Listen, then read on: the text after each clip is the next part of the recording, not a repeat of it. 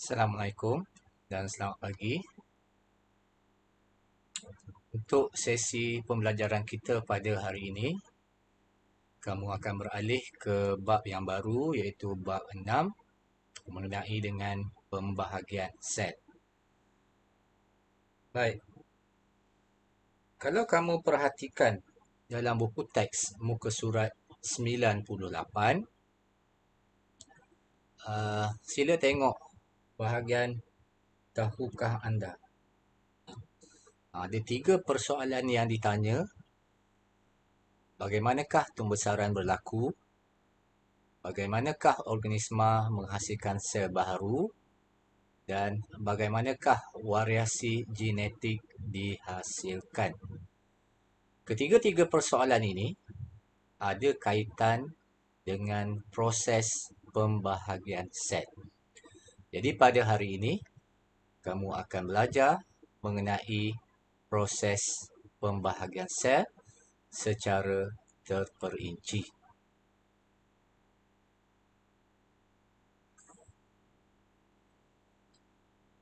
Baik, sebelum itu, untuk sesi pembelajaran pada hari ini, kamu akan belajar mengenai dengan pembahagian sel, bahagian 6.1, mengenai dengan pembahagian sel, iaitu yang pertama, memerihalkan karyokinesis dan juga sitokinesis, dan juga memerihalkan haploid, diploid, kromatin, kromosom homolog, kromosom paternal dan kromosom maternal. Okey, itu adalah dua bahagian dalam bahagian 6.1 yang kamu akan belajar pada hari ini.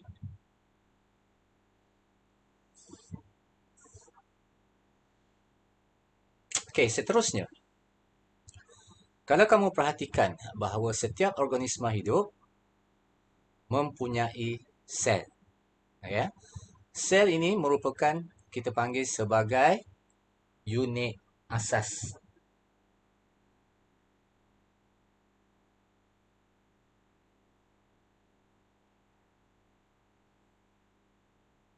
Sel adalah unit asas organisma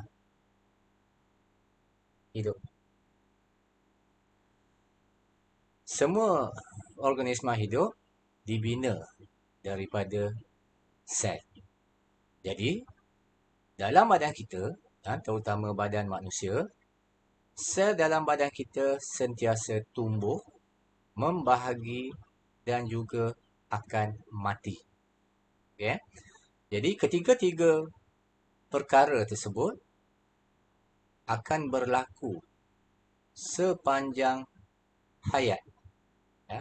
Jadi, apabila sel tersebut telah mati, maka sel badan kita terpaksa digantikan. Ya. Jadi, proses pembahagian sel ini, kalau kamu perhatikan dalam buku teks, boleh dibahagikan kepada dua peringkat, iaitu karyokinesis dan juga sitokinesis. Daripada perkataan karyo bermaksud nukleus. Maknanya sekarang karyokinesis adalah pembahagian nukleus, manakala sitokinesis daripada perkataan sitoplasma, yang mana ini menjurus kepada pembahagian sitoplasma. Okay? Jadi ada dua peringkat pembahagian sel, iaitu karyokinesis dan juga sitokinesis. Yang mana dalam badan kita, pembahagian secara karyokinesis akan berlaku terlebih dahulu. Dan selepas karyokinesis, barulah sitokinesis akan berlaku. Tapi sebelum kita melihat atau kita belajar mengenai peringkat pembahagian ini, kamu kena tahu dahulu bahawa badan kita, sel badan kita dibahagikan kepada dua jenis sel, iaitu sel soma dan juga sel pembiakan. Okay? Baik, kalau kamu perhatikan dalam peta pokok yang diberikan dalam buku teks tersebut, yang mana sel organisma terbahagi kepada dua, iaitu sel soma dan juga sel gamet. Apa maksud sel soma? Soma maknanya adalah badan.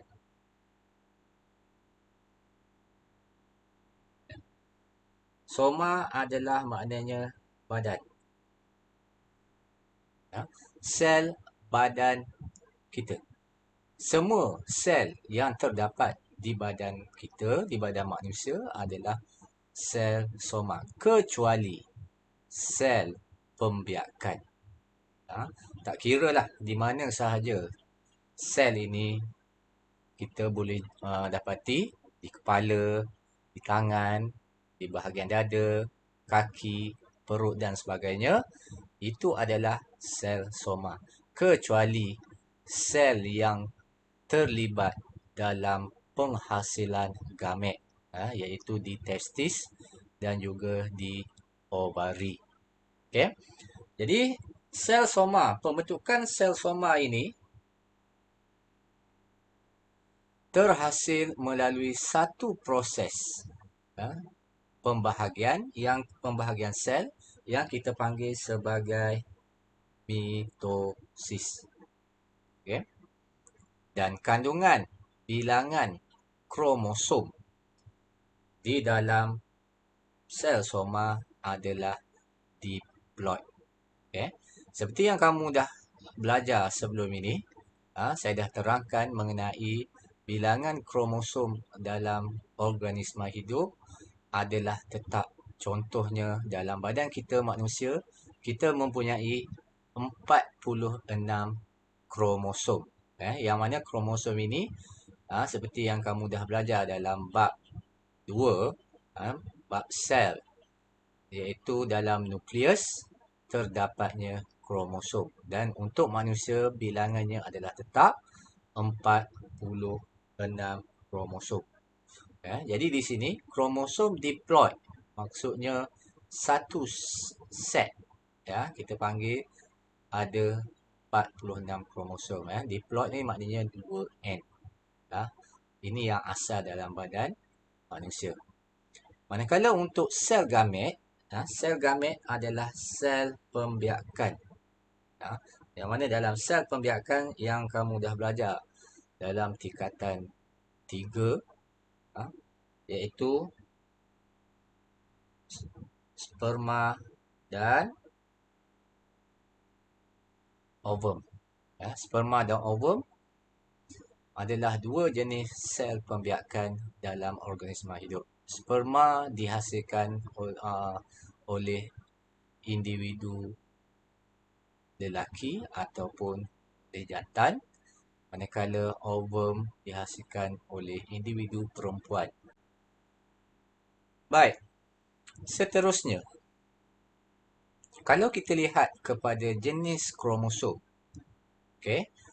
jenis kromosom kita boleh bahagikan dalam organisma hidup. Ada satu jenis kromosom yang kita panggil sebagai kromosom homolog.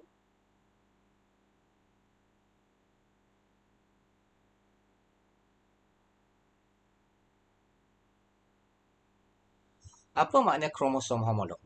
Kromosom homolog ini adalah pasangan kromosom yang mempunyai ciri dan juga saiz yang sama. Ciri saiz yang sama. Contoh kalau kamu tengok dalam rajah 6.1 sini, kamu tengok ini adalah satu kromosom homolog. Ini satu kromosom homolog. Tengok sama-sama tinggi, sama-sama rendah. Itu maknanya kromosom homolog. Sama daripada segi struktur dan juga ciri yang sama. Dalam setiap kromosom homolog berasal dari dua jenis kromosom, iaitu kromosom kita panggil sebagai paternal dengan maternal. Paternal daripada induk lelaki ataupun jantan, maternal daripada betina ataupun daripada perempuan. Ya. Dan maknanya sekarang dalam satu sel diploid berasal kromosom homolognya berasal daripada satu daripada induk jantan yang kita panggil sebagai kromosom paternal,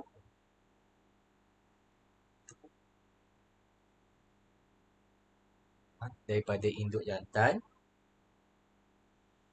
dan satu lagi daripada induk betina kita panggil maternal.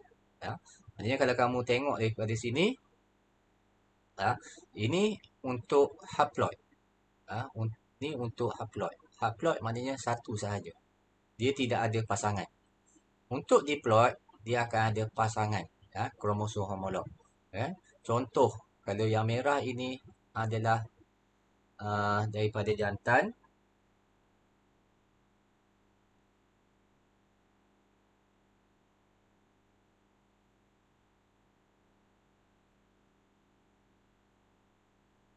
dan kalau yang biru ni adalah daripada betina. Satu daripada jantan, satu daripada induk betina. Jadi itu adalah satu set kromosom homolog.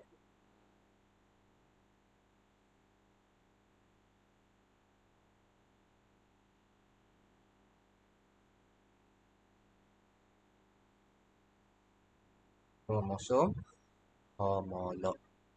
Okey.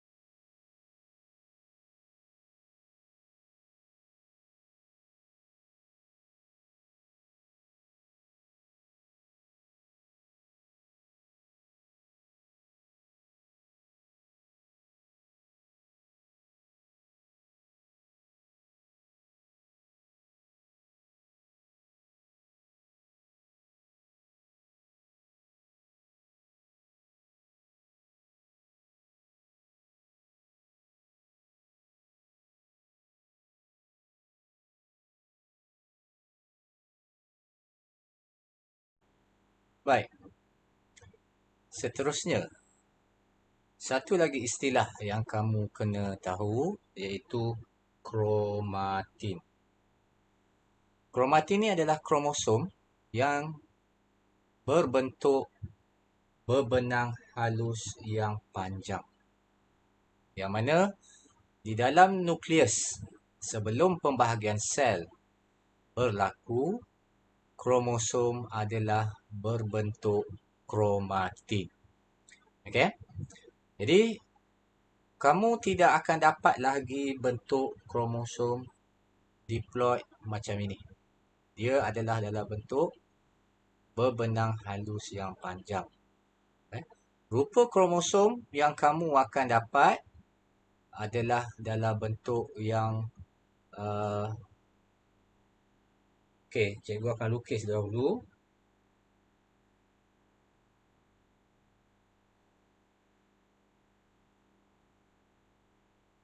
Okey, yang terdiri daripada kromatik dan juga diikat oleh sentrol. Ini adalah rupa kromosom apabila pembahagian sel berlaku. Tetapi sebelum pembahagian sel berlaku, kromosom adalah dalam bentuk kromatin. Okay. Jadi saya harap kamu boleh bezakan kromosom dan juga kromatin. Ini adalah kromosom, kromatin dalam bentuk berbenang halus yang panjang. Sebelum pembahagian sel, kromosom dalam bentuk kromatin.